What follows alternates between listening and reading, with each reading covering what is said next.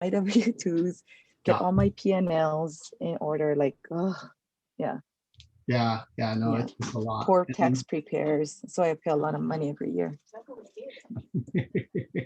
Okay, I'll put myself on mute.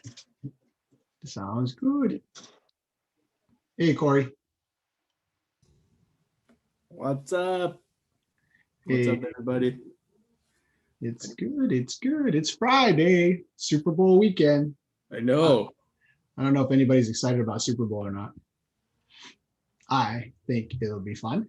Craig, are you excited for football? Are you excited for Super Bowl? Always. Yeah. Do you have a team in mind? Not really. I mean, I just go and have fun, and whoever wins wins. Oh, I like it. I Who are you like rooting it. for?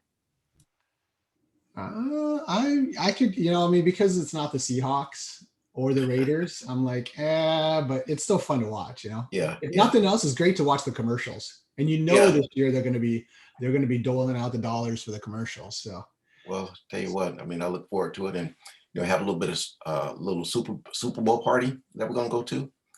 oh Nice and small, and just get together, watch the game, and and come home. yeah, yeah, Yeah, I should that's have a couple of guests on today. sweet. Well, if So you see them, do a shout out. okay. Well, I know Richard Sexton is on here. I saw him already, but he was Nice. on here on Voice. I don't see him right now. I don't see him. Yeah, He came and went. yeah. It was fast. It was good. That's good. Yeah, is it Nam? Nam. Nam. Yeah, Tell us, it's Nam. Nam. Tell us a little bit about yourself. Um, my wife and I have done like flips that are more long term. Like we lived them in a couple of years and then we renovated them and flipped them that way and done pretty well. So been looking to do it actually as a business and take the tax hit on it. But so we're somewhat experienced, but not experienced as far as like doing it as a business. I currently run a co-working space down in Kakaako. Oh, nice. That's the day gig, but Yeah, looking to kind of get into it as a business and do it properly. So that's awesome. How's the co-working business going in light of all the COVID and all that stuff? yeah, definitely. We took a pretty big hit March, April, um, but it's come back really strong, and we think that it's going to be really, really good once we get out of this tunnel, because everyone's trying to figure out their work situation at home, and for some people they can't work at home because of dogs and neighbors and roommates and things like that. So um, without the company kind of giving them an office, they've got to kind of figure out where they can actually be productive, and so that's where we can come in. So That's awesome. yeah, That's yeah, awesome. we're seeing a lot of mainland folks though. Like 80% of our new members in the last month or so are all mainland. No kidding. Mainland Yeah. people who are just traveling to do business and then they get a co-working space, but they don't live in Hawaii. Um, Both. We have like digital nomads that come in for a month or two. And then we have people that are just like sold everything they have and bought houses here and relocated. People are like in Silicon Valley and they're like, company just said work from home indefinitely. Yeah. And they're like, why are we still here? Yeah. Why don't we go to Hawaii? So we see a lot of people actually doing the move, and you guys probably see the demand from mainland folks buying houses, that they're pretty much the ones propping up, as well as other people locally that just need more space and need the home office type of thing. Yeah. So Yeah. Yeah. That's totally true. Yeah, it's interesting. A lot of the companies in Seattle, like Amazon, they were one of the first to say, "Hey, don't come in." Back in March, and they still don't let people back in. So it's all distance and remote working. So kind of cool though. I mean, people can yeah, work from anywhere. yeah, So, Amazon, Twitter, yeah. Google. I mean, all of those tech companies are like, just plan to work at home for at least another year or so. So Yeah, which is pretty sweet. So, oh, that's awesome. Well, glad you are joining us. yeah, thanks. Yeah, it's good to have you. Zach, your beard is out of control. Awesome.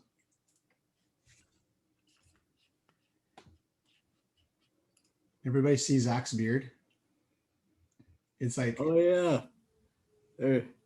How's There, it, I'm Zach? unmuted. Hey, that's quite Thanks, a beard. Zach. Bro. Is it real or is it a add-on? not the strap on, you know. Yeah. There you go. It's just for show, man. It's just for show.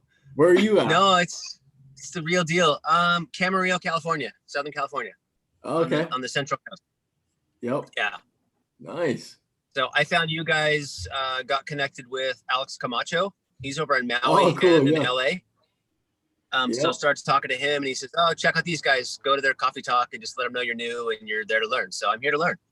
Awesome, man. Glad to be here. Yeah. Yeah, welcome. Welcome. Tell us Thanks. a little bit about you. Are you interested in wholesaling or flipping or getting the award for the flipping. coolest beard in the history of mankind? No, that's like reserved for like way bigger beards than this. Come on, man.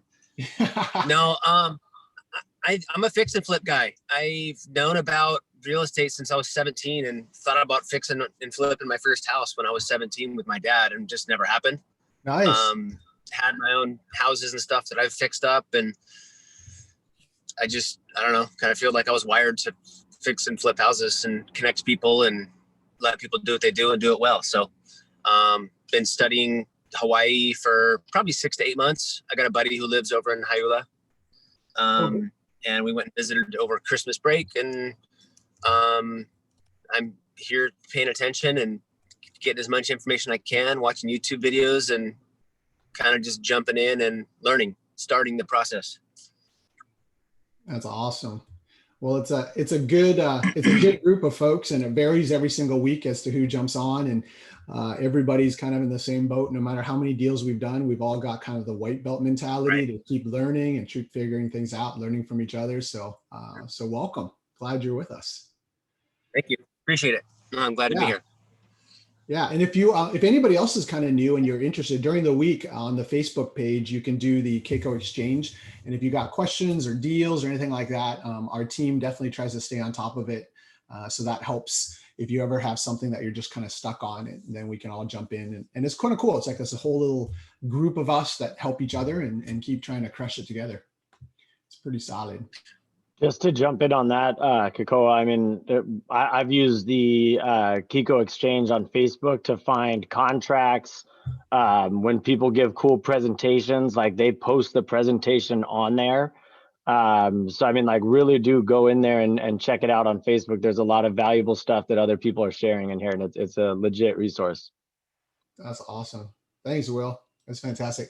Yeah, and just I think kind of a reminder for everybody, the reason we do this is not because Corey by any means is an expert, or I am, or any one of us particularly. We're all in this together. And so we really believe that if we just keep sharing information and helping each other out and exchanging ideas, like we're all just going to be better people, better investors, better, overall entrepreneurs. And so that's really the heart behind it. And it's great. And hopefully everybody, every single week when you jump on, you're ready to participate and try to contribute where you can. But at the same time, learn. We're always, Corey and I are always grabbing stuff of gems that everybody else is sharing. So it's definitely, it's just such a great group. In fact, hopefully as the COVID kind of lifts, we can definitely, Corey and I are talking about trying to do a mastermind, for some of us who want to get together and either do that on Oahu or maybe in Vegas, Seattle or Bahamas, wherever we want to get together and just talk real estate would be pretty cool. Because everybody's just such good people here. So good stuff. Right on. Well, welcome everybody. And we're still, Hey, who said, can hey you guys? hear me? Alexander, are you on the wanted golf to, course? Say, I'm not on the golf course, but I am in Arizona. It looks so nice. Not at the Waste Management. My uncle's house. He's got a pretty nice place. I wanted to say thank you to Zasha. Got a referral from you yesterday. believe he's your cousin, Kopono. He's an agent over in Maui. We look forward to working with him. Thank you. We really appreciate any referrals that you guys send over. It's, it's a great opportunity to be trusted with not only your business, but somebody that you are affiliated with, or, a family or a friend, because, that's really what this is about, is helping each other be more successful. And then at the same time, anyone that's been sharing this group with others, and even our Facebook group that Will was mentioning and Keiko was mentioning, Keiko Exchange, everything's just about providing value and helping as much people as we can possible, pursue their dream of becoming a successful real estate investor. So I just wanted to say thank you to Zasha and to anyone else who's, been bringing more members to the Facebook group or to this call. We greatly appreciate it. Back to Koa. I want to come down to Arizona. That looks much warmer than it is in Washington today. That's for sure. Hey, did it snow in Hawaii? Like I saw like some pictures, like did it actually snow out there? That's Big Island. Okay, so on the Big Island it snowed. That's crazy. Top of It snowed on Haleakala. Haleakala, yeah. Got snow Has that ever happened before? Yeah. every year. Every year? That's crazy. I had no clue. It's pretty cool, actually. But they're above 10,000 feet. Haleakala's at 10,000 feet, and then Mauna Kea and Mauna Loa is up 14,000 feet. That's cool. That's why you see most of the locals up there with their Toyota Tundra trucks, loading it with snow and trying to bring it back down. I thought LA was the only place you could surf and snowboard within an hour of each other. So I guess I was wrong. Well, the snow up on the top of Big Island wouldn't be necessarily called skiable. It's gorgeous to look at, but that would be literally like skiing. I mean, you're literally skiing over lava rocks, so it's not happening. Not so good on your snowboard, but people have done it, and you get a collection of really beautiful bruises, scars, and cuts. But it's kind of a cool story. You should definitely come check it out. Well, it's pretty sweet. It's unbelievable. Well, welcome everybody. Glad everybody's here on Friday. It's awesome Super Bowl weekend, and of course, everybody's real estate is just on fire right now. I think everybody would agree with that. It's pretty exciting. Today we were going to spend a little bit of time, and then we can dialogue. Today we want to spend a little bit of time. We were talking, I don't know about all of you. I think all of you are kind of getting your taxes ready for last year, filing taxes, getting your 1099s and putting things together, talking to your accountant, running through your expense reports. And so that's all, looking at last year. And now that we sit at January, there's also a really good opportunity to look at the year that lies ahead with 2021. And there are so many strategies for taxes for real estate investors in the IRS code. And a lot of us, we're always trying to figure out, are we doing the right thing? Are we doing as many things as we should? What are some of the things that other people are thinking about that we're not thinking about? And so instead of bringing in an expert who, has one, you talk to any particular accountant and they're going to tell you do it this way, or do it this way, or keep track of this way. There's nobody better to hear from than investors who are in the trenches, who are trying to figure it out. We all know real estate is a great tax opportunity, tax shelter, tax strategy. And so the question is, how are you using taxes and your tax strategies as a tool to help you advance your portfolio and your real estate goals that you might be able to share with some of us? Some of you have been in real estate a long time and you've got some pretty cool business strategies. And some of you have some really good just entrepreneurial strategies, like even for running your own business and how you keep track of expenses. Maybe there's apps that you use for tracking expense reports and such like that. Like all of these little things, surprisingly enough, are things where if we share them, it saves us all a lot of time, saves us on taxes. And then the cool thing too is that we're able to learn kind of in a collaborative environment as opposed to one CPA telling us what to do. We're kind of gathering from all of our CPAs, because I bet, we probably, all of us have different CPAs. We probably have at least 20, 30 CPAs essentially represented here through the advice that we're getting. So we're going to kind of just leave it open, but we're also going to, this is one of those topics that nobody really wants to start talking, because you're kind of like, I don't know if I've got any good strategies, but I mean, everybody's doing something with taxes. And so the question is, what are you doing, and what have you been instructed to do, and how are you doing it? Any insights that you saw, or maybe even any podcasts that you're watching or websites that you kind of tune into that may be tremendously helpful, which would be kind of cool. I was going to pick on Keith, but Keith's eating apparently. So I was like, oh man, the guy just put food in his mouth. Oh man, that's totally cool. I was literally just talking with my attorney last week about this. So I'll be happy to share. I pulled up my notes and everything from my call with him. Yeah, let's get you to kick off, bro.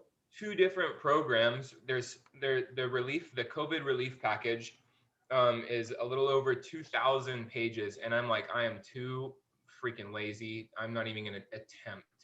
I watched some YouTube videos and I just wrote down all of my questions, scheduled an hour consultation with my CPA, who's also an attorney. And I wanted to target 4 things. We only had time to target 2 of them. One was PPP and the other one was ERTC. So for PPP, just really briefly, it's not particularly great for me because I don't pay myself very much. But if you do pay yourself or you have employees in your company, you're able to take whatever you were paying for the whole year, average it out for the year, and then so you divide it by 12, whatever let's say you pay yourself $5,000 a month, divide it by 12, and then you can take out a loan for 2.5 times whatever that is. And as long as you use 60% of it to pay yourself to continue paying a salary, then it's 100% forgiven, which is really cool. So if you were paying yourself a fat salary, then that's going to be applicable to you for last year. That's not applicable to me, so I don't know much about it, and I won't speak anymore. That's just, I guess, a teaser. The Keith, do you know if that's going to continue into this year? Absolutely. Yep. It's there. If you want to YouTube it or Google it, you can just look up PPP 2.0. They just rolled out with a new package about 2 weeks ago. Maybe I'm a little bit behind on my times, actually. It's about 3 weeks ago. Really, really cool. And the PPP 2.0 is even better than the first one that rolled out. It's looser and more people can apply for it. If you weren't applicable, if you weren't qualified the first time around, chances are you are going to be qualified for the second time around, which is really neat.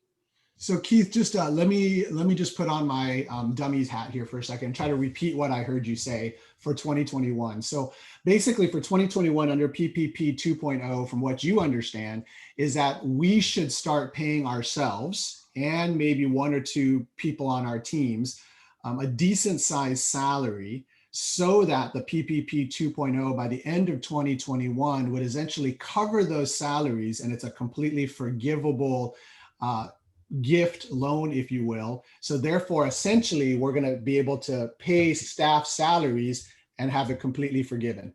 Exactly. As long as you use it, 60% of it, that's the rule, is 60% of what's given to you in the PPP loan needs to be spent on payroll.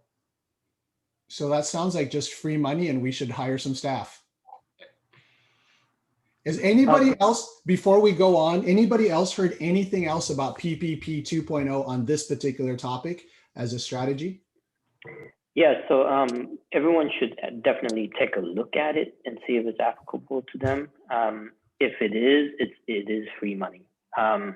But I don't know if you can begin new payroll and have them apply it. My understanding is that it's kind of a back thing. If you spent it, then you can kind of look at it. I think that if you start just hiring folks and saying, I'm going to apply for PPP for people that I'm hiring today, I'm not sure that that's going to be applicable, but definitely talk to the accountants and figure that out.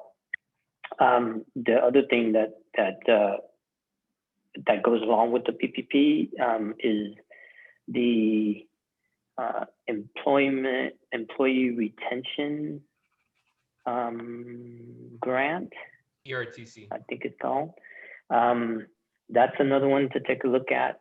One that doesn't get a lot of press because PPP is the big one, but this one also gives you money that you can prove. If you can prove that you kept people on during this period of time, you can get, I think, 3 or 4 months of salary for them back also. So another one to take a look at. That's super interesting. And so then just to repeat then, so it's really the PPP 2.0 is in arrears or retrospect for last year's payroll or payroll that's been paid. And not necessarily going forward to this year. However, the possible the possible opportunity is that by the end of 2021, if we feel like, you know, the economy is going to continue to kind of go this direction, there's probably going to be a PPP 3.0, and which then at that point may be something that could give us funds back for salaries we paid in 2021. Is that kind of a logical line of thinking? Yeah, I'm not sure if it's arrears, but I'm not sure if you can hire someone new or start paying yourself that you haven't been paying yourself before. They do look back. You have to show that from 2019 to 2020, if you were to compare Q1 and Q1 of those 2 years, or Q2s or Q3s or Q4s, if you had a 25% dip in aligning quarters, then that makes you applicable for PPP for that year, for that time. And then they're giving you money for whatever you were paying yourself, the average of your salary of 2020. At that point, they average it out, times it by 2.5, and that's what you get for your loan. Pretty cool. Pretty interesting. That's good stuff. And then that's awesome. And then Nam was saying the employee retention. Keith, you said that's the ERTC? ERTC, that's the one that I will be taking advantage of because I didn't pay myself for last year. The ERTC, if you're not paying yourself, I would really encourage you to pay yourself. And the magic number for every month for the first 6 months of this year is $1,700. Okay. So for the first 6 months of this year, Q1 and Q2, you need to pay yourself $1,700. And the reason why I say that is because the ERTC will give you up to $7,000 per retained non-owner employee. So this does not, if you're an owner-occupied, too many. If you're an owner of your business and an employee, it doesn't count for you. But if you have a business partner or a spouse or a freaking kid or whatever as an employee, then you pay them. And the ERTC will give you $7,000 per retained non-owner employee per quarter. And it's up to $10,000 of salary. So that's how I get that number, is 10,000 divided by 6 months is just, it's a little bit less than $1,700. You'll have to do the math. It's like $1,670 or something like that. So if you pay yourself $1,700 a month for the first 6 months of this year, you will get fully reimbursed for that money for those employees, up to an unlimited amount of employees. The only thing that you need to have to qualify is, remember that quarterly dip that I was telling you, comparing Q1 to Q1 of 2019 and 2020. For the PPP, it's 25% dip, but for the ERTC, it's just a 20% dip. So if you can show that in Q3 of 2019 compared to Q3 of 2020, you saw a dip. And let me be really specific. It's only sales. So it's sales and gross revenue that you need to prove a dip. So like for me, I sold a house in Q3 of 2019, but I didn't sell a house in Q3 of 2020. So lucky me, I have like a 4,000% dip. It's really easy to prove this. And at that point, I'm automatically enrolled. You don't have to fill out a form. There's no application. There's no nothing. This is something that your CPA will be just checking a box. And then when that box is checked, then there's an additional form. I don't know what it's called, but your CPA will take care of it for you. There's an additional form that you need to fill out in order to prove that you did have that quarterly 20% dip in gross revenue. That's awesome. One last thing on the PPP. We were told to the easiest way to document that you spent the money appropriately, because with PPP, it's only for certain expenses that you can use it for. We were told by the bank to set up a separate checking account, and when you get the PPP funds, put it in there, and then when you pay for stuff that is qualified, you take it out of there. That way it's clean, and at some point you're going to have to, justify for the forgiveness part of it, justify that you spent those funds that you got appropriately on either salaries or rent or certain things that they allow you to use it for. And then that's the easiest way to do that, because then you can say, okay, this is where the funds went. These are the things that I deducted out of that checking account for. And then it makes it super easy rather than, you know, muddying the water with putting in your other account. That's awesome. This is good stuff. Anybody else have anything else to add to PPP? That's super interesting. Yeah, I'll bring my 2 cents to it. Can you hear me okay? Yeah. Hello, hello. Okay, can you hear me okay? We can hear you. Super spotty.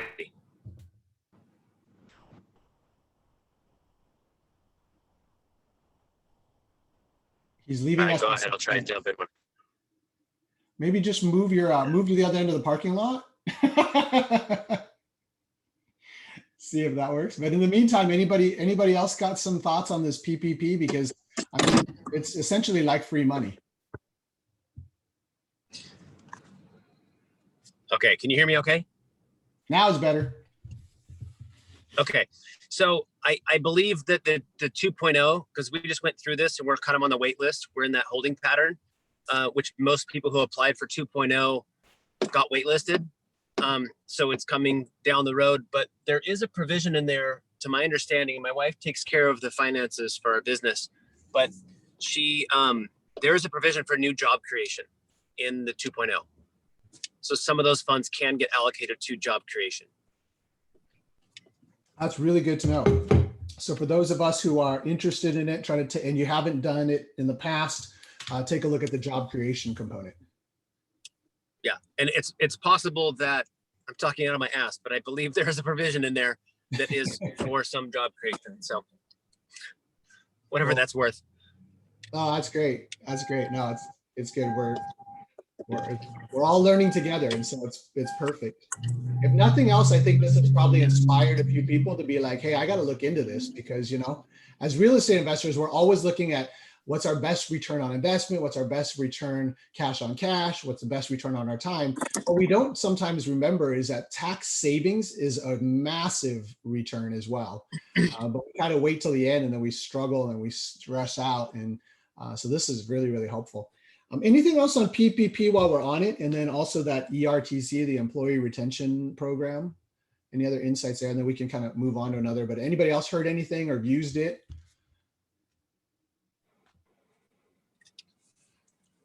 Cool.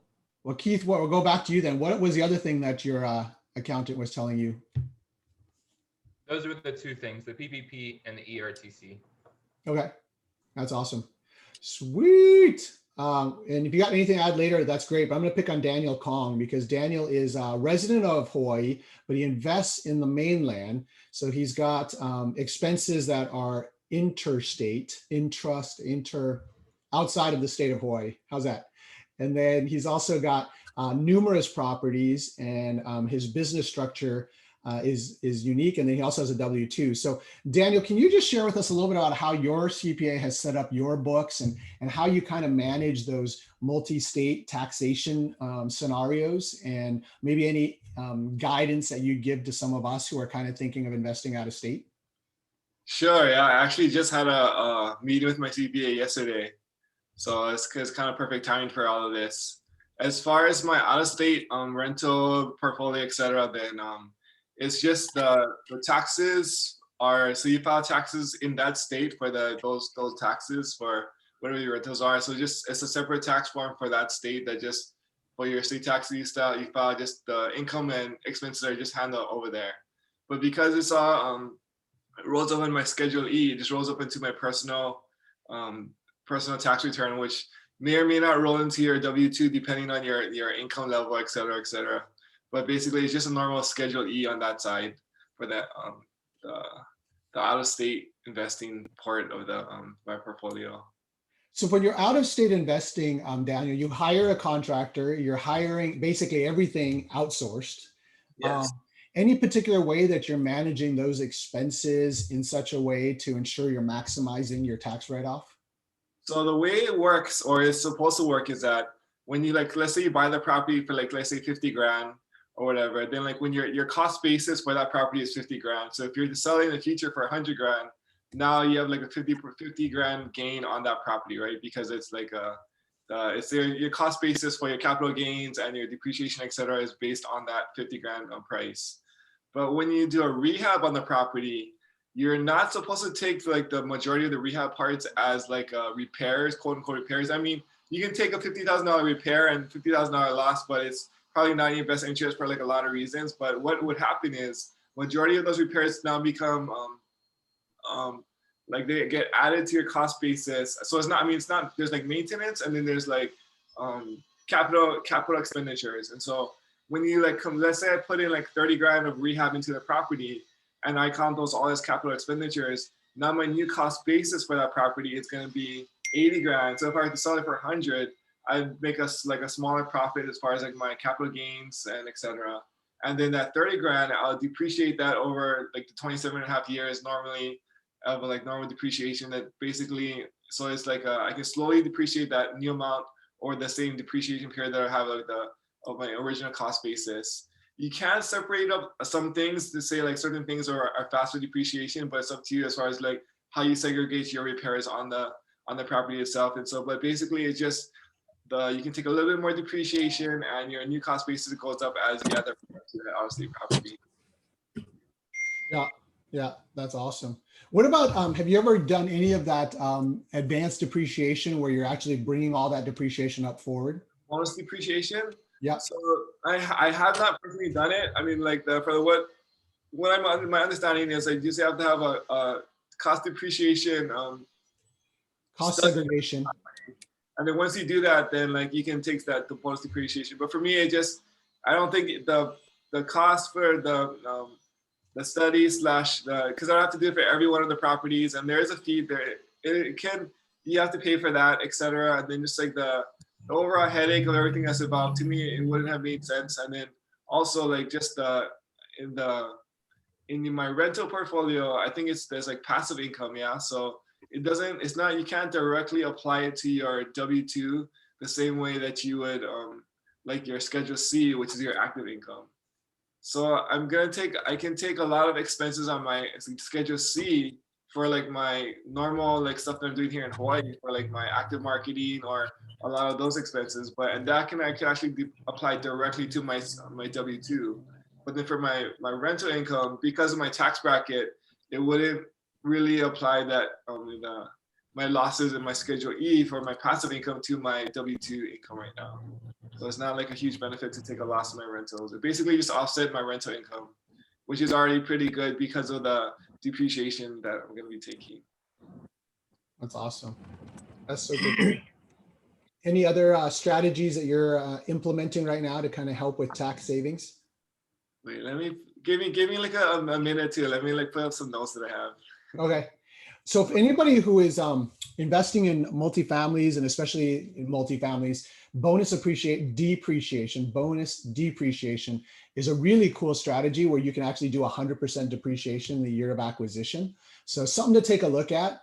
If you're not familiar with that, it's pretty creative and pretty interesting. That's going to actually start scaling down in the next several years. So this year would be a good year to implement that if you haven't. So something to consider there.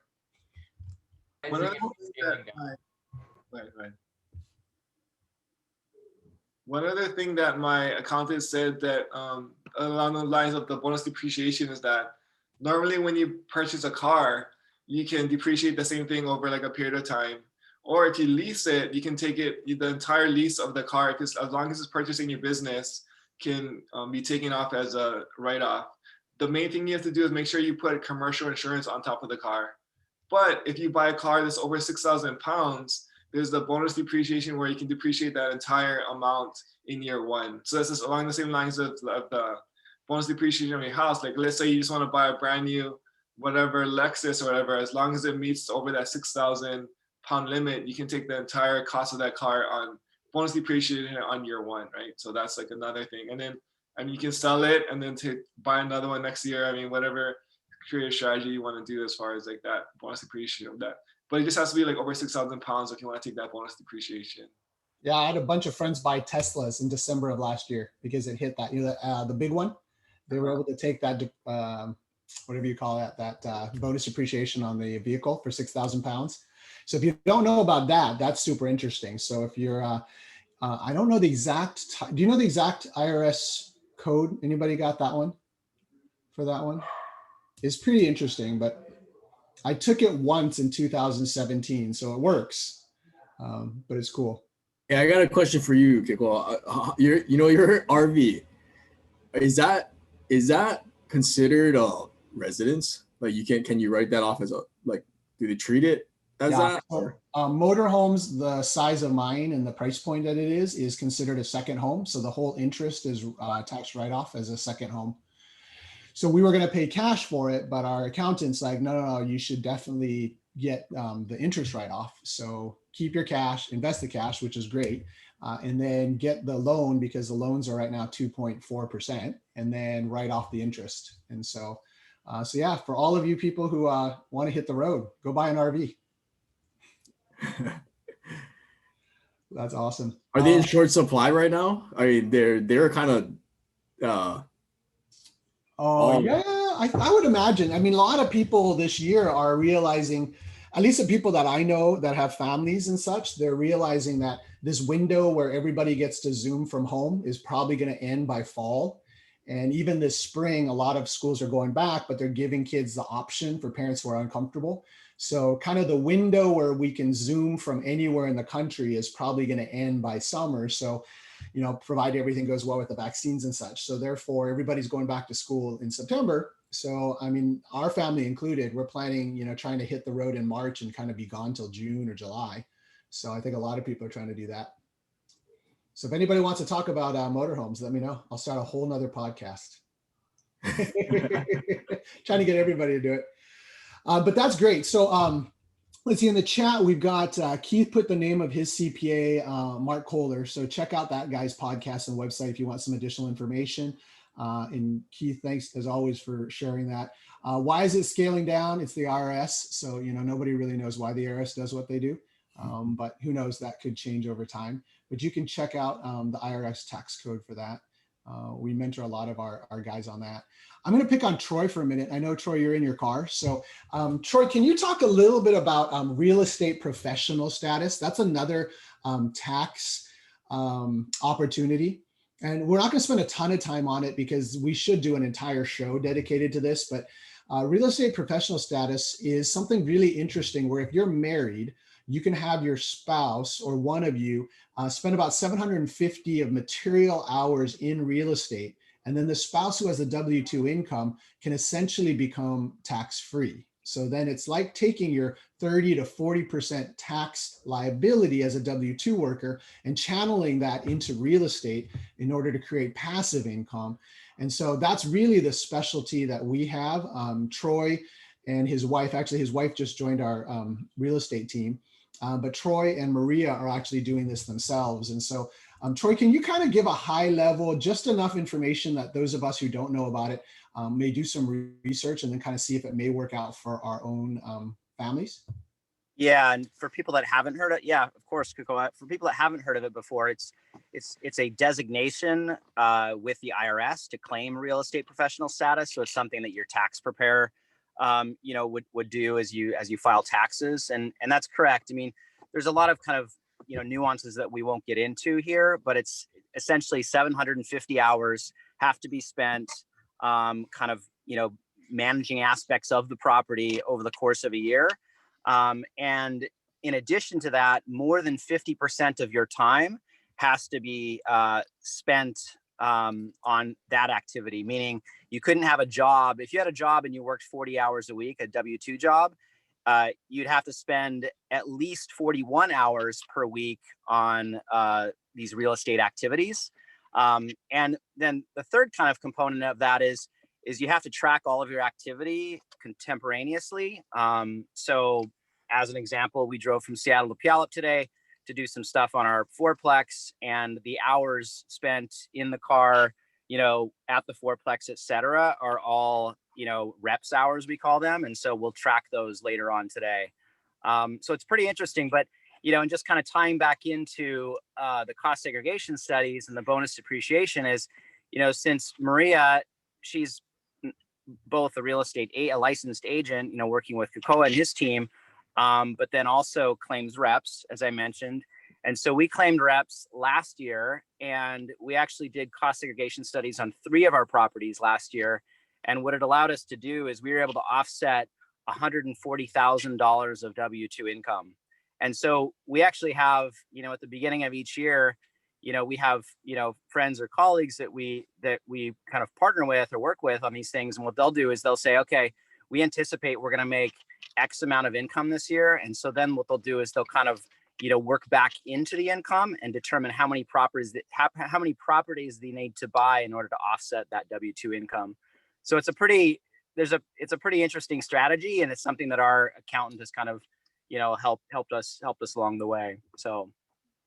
Well, and then Troy, so with real estate professional status for you folks, is your goal then to basically try to get as much of your W-2 income completely tax-free? And is that realistic? Like, can that be done?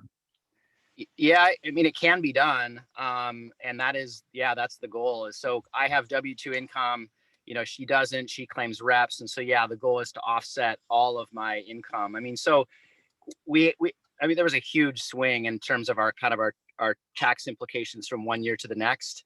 I mean, we went from paying taxes to last year, we got a $70,000 refund, which is pretty, substantial. So. Yeah, that's substantial. And without saying anything specific, Troy has a substantial salary. So to get that back is, beautiful. And if you think about $70,000, you think about that is a down payment easily on a nice $350,000 property, because that's 25% down, correct? And so now suddenly the $70,000 he would have paid in taxes now buys him, say, a triplex. 370 will get him a fourplex with 10% cash on cash in Las Vegas right now at $900 a unit. So that's $3,600 a month. So you can see the power of what happens with real estate professional status, which is what kind of our expertise is. But that's awesome. Troy, anything else you'd add to anybody who's a husband and wife team that might be considering it? No, I mean, I would definitely look into it. And I think just as far as it probably goes without saying, but, for a long time, we weren't working with a CPA who was kind of real estate savvy.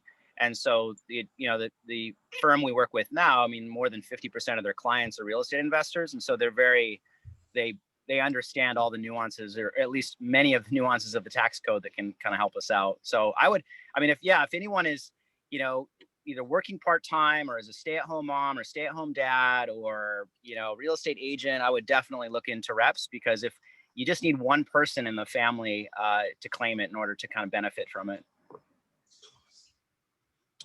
Awesome. Wow, that's great. That's a huge savings, right? 70 grand for the year. That's someone's salary,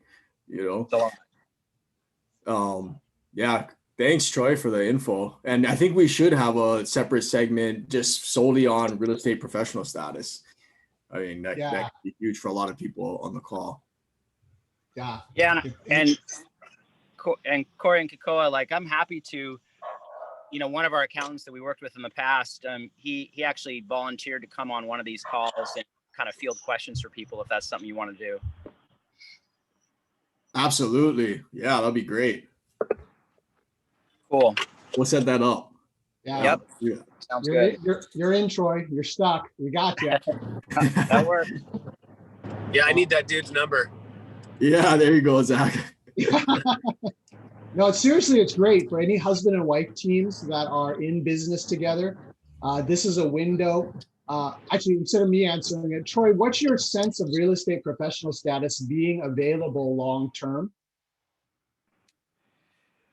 Yeah, I mean, I don't know. That's a good question. I mean, the purpose of a lot of these things is to kind of stimulate growth in the economy, right? Of course. I mean, whether you're talking about the 1031 exchange or reps and things like that, bonus depreciation, et cetera. Yeah, I don't know. I think it depends what, given the new administration, kind of what they intend to do. But I can't imagine that anytime soon that they're going to start doing away with those things, because, we're still struggling economically. So I think that they'll probably be around for a while longer. But I think if there's any opportunity for anybody to kind of, it's still early in the year, right? You could still kind of chalk up those 750 hours for 2021. And so I would definitely encourage, starting to do that. And it's the hardest part of it is the tracking, right? And there's no great system for it. There's not like an app for it yet.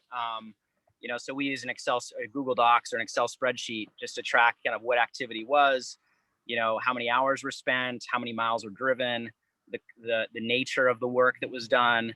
So pretty high level stuff. But the IRS does require a contemporaneous log, which I didn't know what that meant at first, but it basically means you got to log the hours as you do them, as opposed to you can't get audited and then go back and try and make up all the hours that you did.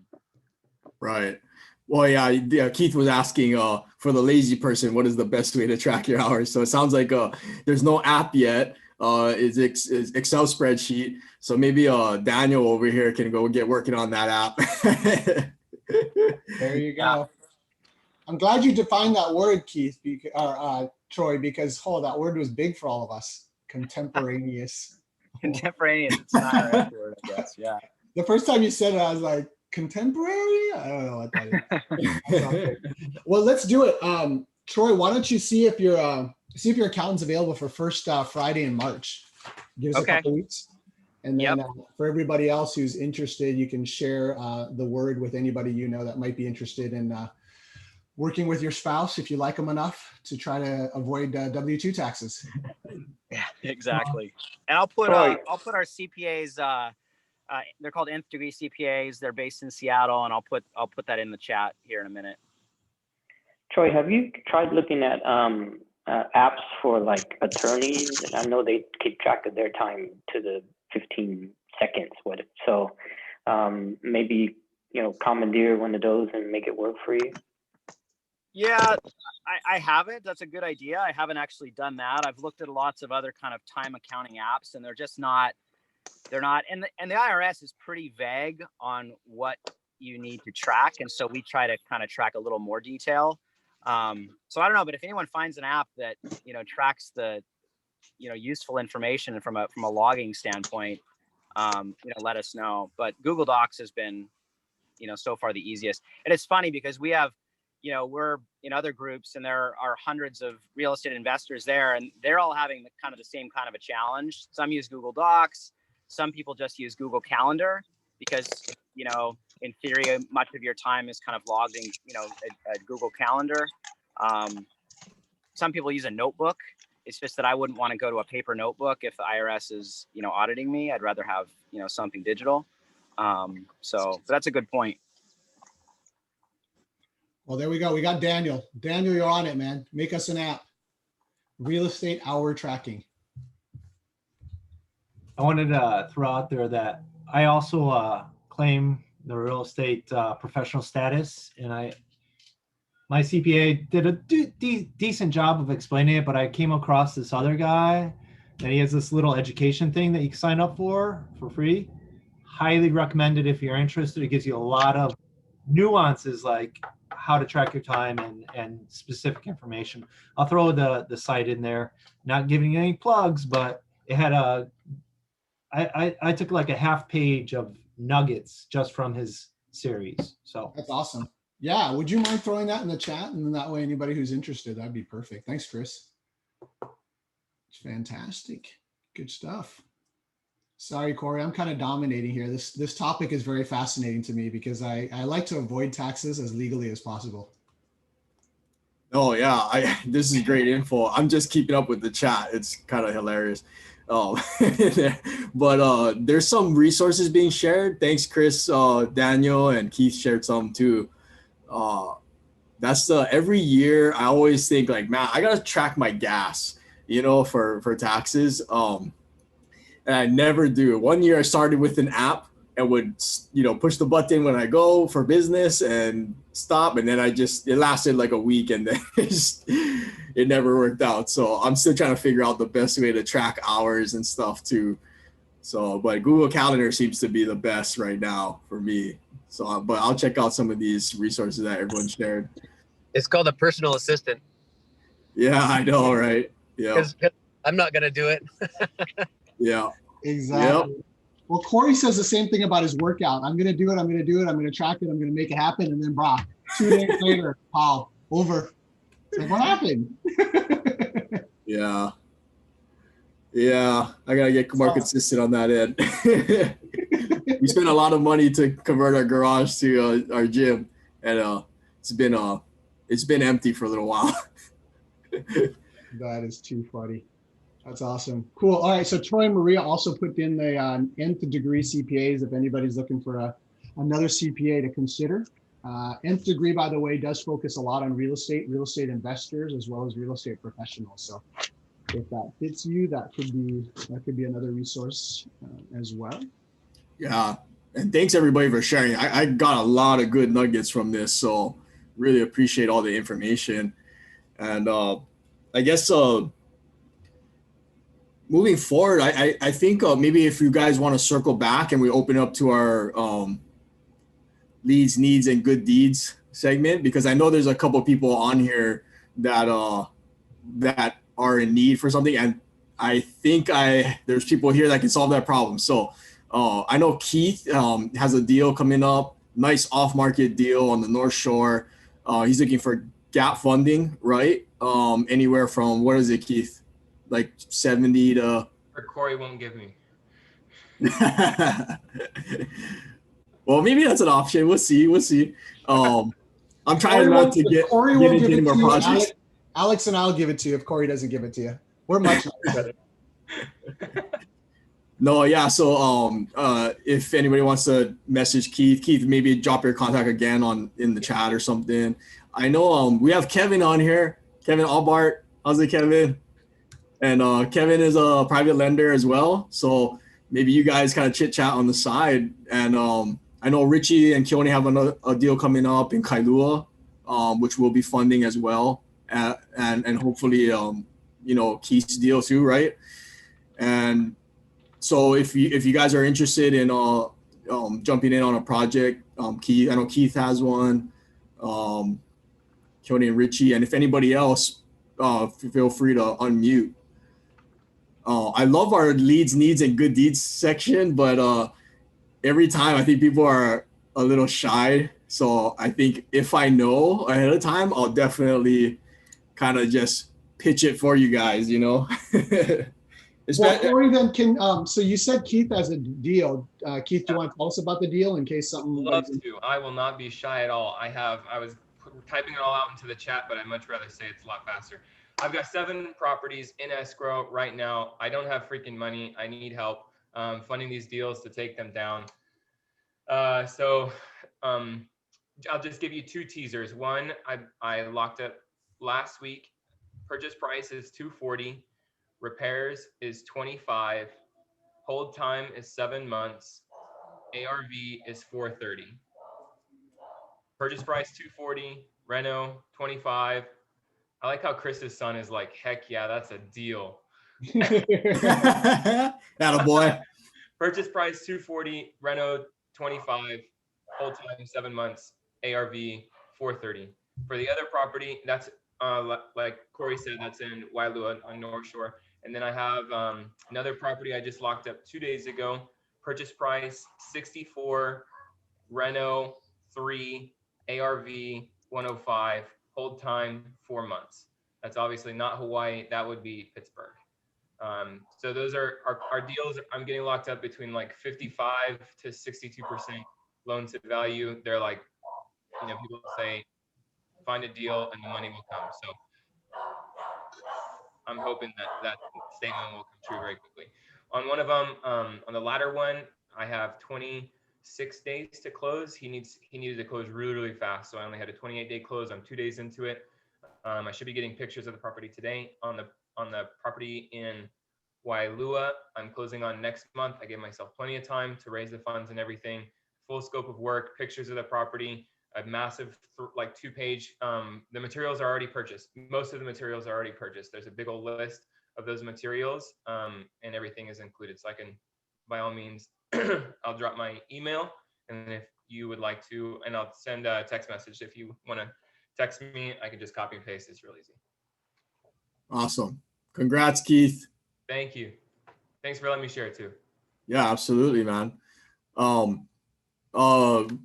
Real quick, Alex, do you know what Brian Mingham is looking for to purchase out here in Hawaii? Do you know roughly the criteria? Yeah, we have. I have two buyers that are looking to buy in Hawaii right now, preferably on Oahu. They would like waterfront property.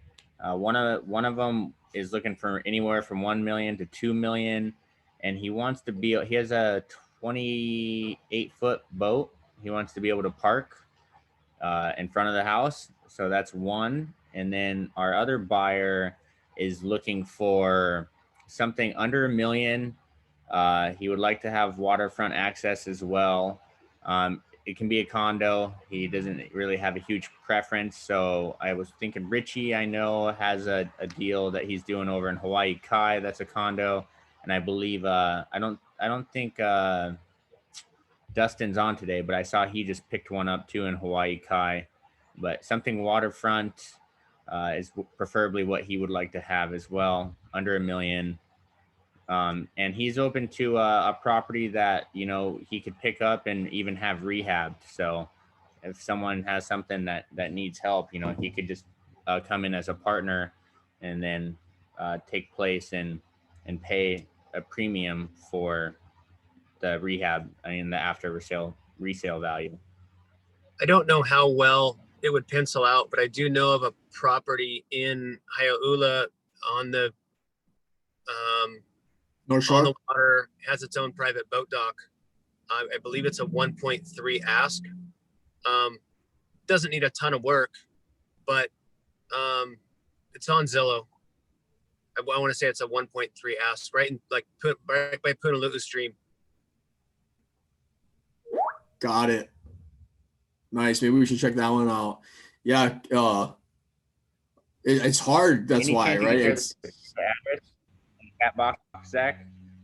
Let me see if I can find that real quick, and then I'll just put it in the chat. Thank you. Yeah.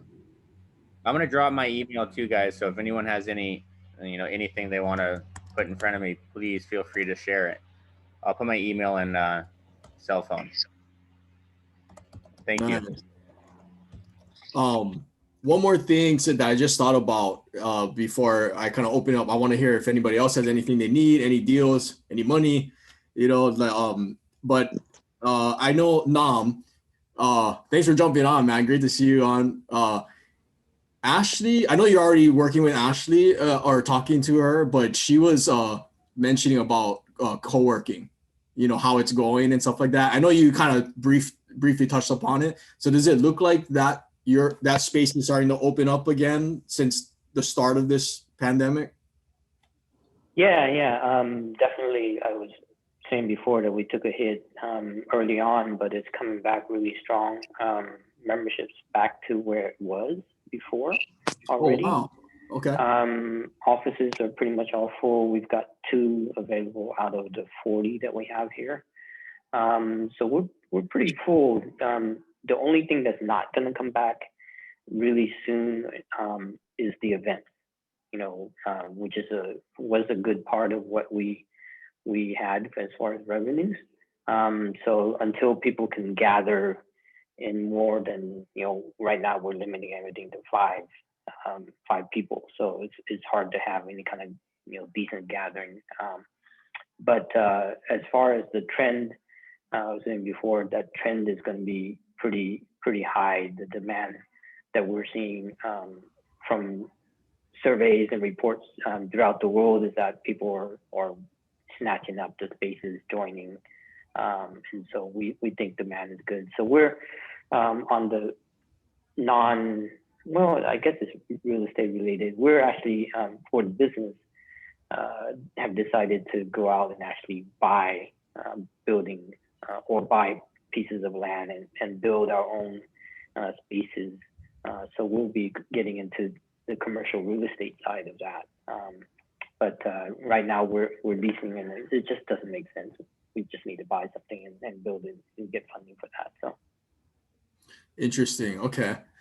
Yeah, I was wondering how that space is gonna, if it's gonna change or not, but it makes sense that you're saying that with the change and all these companies forcing their employees, or not forcing, but just saying like, hey, you guys can just work from home. You don't have to come into the office. And people can't work from home because kids and dogs and landscapers, right? It's hard to get away and focus. So the next, I guess, option would be a co-working space, right? So yeah. That makes sense. Because I totally thought that space was going to be annihilated through this, and I'm happy to hear for you that it's not and it's coming back. So that's yeah, no, we're actually building out 5 more offices because we don't have enough of those offices to kind of rent out. So we're getting these pre-built prefab pods, and they're like 7 foot by 7 foot, and so we can call them furniture because they're not technically built out, so we can actually do it without permitting. They're furniture. We can actually disassemble them and take them with us if we move. So we're bringing in 5 of those. Yeah, I mean, the demand was like crazy after Christmas break. I mean, we were like unreal. People were just like joining every day. It's like we had to actually put a cap on it, and then we put a wait period for folks, because we were getting calls from folks in California and New York saying, I'm flying in Sunday, I want to get to work Monday, can I come into your space, and I need access at 4 o'clock in the morning. I was like, so we put a 5-day wait period on everyone that's traveled, just to make sure that we keep everything safe and can manage all of that. So yeah, we're optimistic on the demand side of it. So we're trying to keep up with that. So we've got 2 locations that we're building out right now, looking for space out on the west side, Pearl City, Waipahu area, for another one, and then one in the North Shore that we're going to try to build out. awesome. And it's gonna be the same company, same brand. Yep, same brand, same membership. So if you're living out on the west side, work out there normally, and then if you have a meeting that you need to go into town for, you can come work in the town location. So same membership, you can roam around. Yeah. So go see Nam if you guys want, need some co-working space. It's you guys are across from Whole Foods. Yeah, you want to just mention your company name and real quick? Yeah. Hub Co-working used to be called Impact Hub, but we rebranded to concentrate on Hawaii. So it's Hub Co-working Hawaii, right down at Kakako, off of Queen Street, 1050 Queen, right across from Whole Foods. Yeah, so it's a super great area. We've got plenty of room. We've got 18,000 square feet of floor space across 2 floors. So lots of room for people to distance out, and we've got protocols that you have to follow too. So just to stay safe. Awesome. Thanks for that, Corey. Yeah, no, thanks for sharing. That's very interesting. I know Ashley might have some questions for you later. Oh, sorry, I got one more. Kevin, I don't know if you're able to unmute or not, but if you want, feel free. Kevin is a private lender. He has access also to private funds as he's managing capital. So feel free, Kevin. I'd love to hear what if you're looking for deals, or if all the money's deployed, or what you got going on. Because there's a lot of people on here that have deals that are kind of in contract, ready to go. Yes, like I say, my name is Kevin Aubert, and some of you know me, and most of you probably don't. I'm not a real estate flipper. All we do is private lending, and we do have about $800,000 right now that we're trying to get rid of. Our private lenders, we have some of the best private lenders, very loyal, very vetted, and they're ready to go. So if anybody is interested, they can contact me. One question that comes up a lot is, do we fund properties in other states? We have, and we're funding properties right now in Ohio, but we really want to try to stay in the state of Hawaii, even though we're establishing a realtor in California, and we will expand into California. But as of right now, we're trying to stay in the state of Hawaii. So Is if that any- all islands? Yes, Kevin? all islands. Yep, any island in Hawaii. And it's, like I said, we are funding some in other states like Ohio and some other places, but we really like to stay in Hawaii where we can physically check the property ourselves and do updates on the property for our private lenders, and also, well, really for that reason. So if anybody has any properties in Hawaii, we'd love to see them. If you do, just send me an email with the details of the property, and we'll send you our terms, and we'll go that way. We've been in business now 3 years, so we're still pretty small, but we're just like you guys, trying to grow, right? And this coffee talk, I've been trying to get on here for a while now. Maybe, it's really informative, and I like it. And even all of tax stuff, I mean, we still are a business and we pay taxes, and we also want to avoid taxes. That's a great business strategy that we all should try to work on, is tax avoidance in order to be successful. Absolutely. Yeah. Thanks, Kevin. Really appreciate it. And if you guys have, deals and want to contact Kevin, Kevin, I don't know if you have your contact in the chat, but feel free to drop it in there.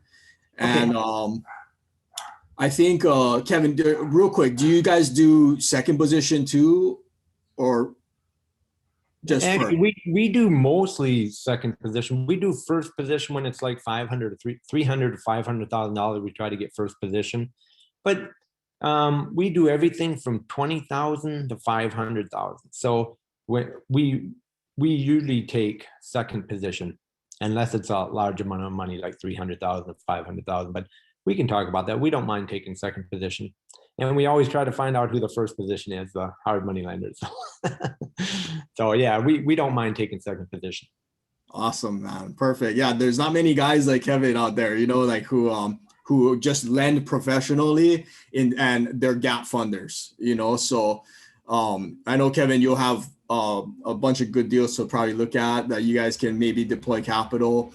Would you consider, since we do have people from the mainland all over on this call, would you consider lending in the mainland if maybe the terms mitigate your risk? Like maybe if at a higher interest rate, higher cost, and maybe lower leverage or something, and first position, maybe it might be case by case basis, or absolutely would probably stick in Hawaii?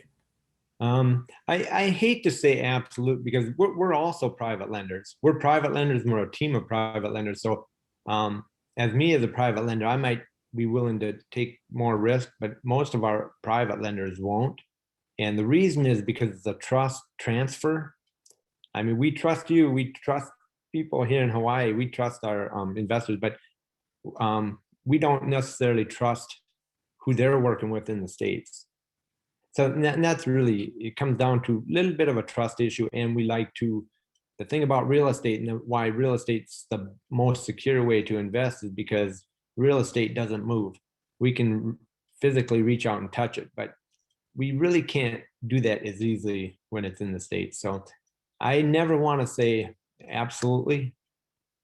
If it's a really great deal and we can build that trust, I can't say we won't do it.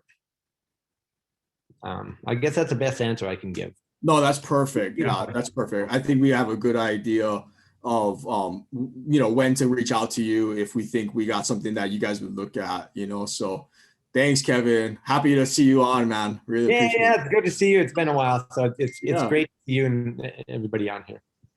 Awesome. Well, okay, so does anybody else have anything that they're looking for? Any deals they got on the line or anything at all? Any good deeds that they've done recently that they want to share?